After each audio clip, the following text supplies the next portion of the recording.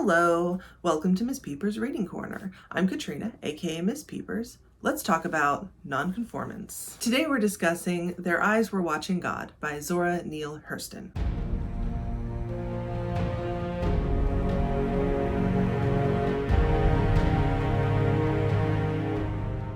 This book follows a woman named Janie Crawford, a Black woman living in the early 1900s. Janie leaves her home to get married and has a series of marriages before returning home again, an independent widow. This book is about gender roles, it's about race, and it's about a woman finding herself. So why has this book been banned? There's sex in it, there's violence, and there have been objections to the language. It's also written by a Black woman, and it's about a Black woman. Though I will note that there have been some objections to this book from Black readers because Hurston writes out the language the way that Black people would have spoken then. Now, for reasons of sensitivity, I am not going to read those out myself, but what I will do is put up a picture of one of the pages so you can get an idea of what I'm talking about. So why should you read this?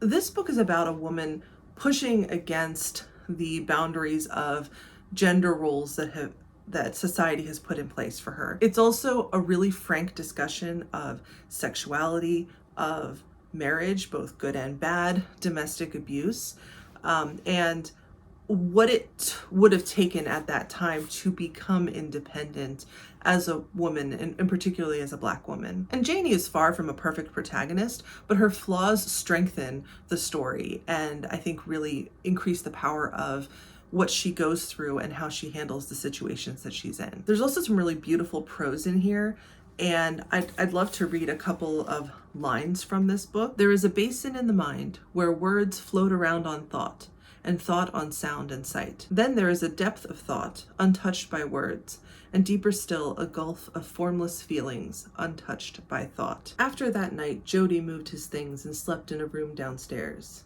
He didn't really hate Janie, but he wanted her to think so. He had crawled off to lick his wounds. They didn't talk too much around the store either.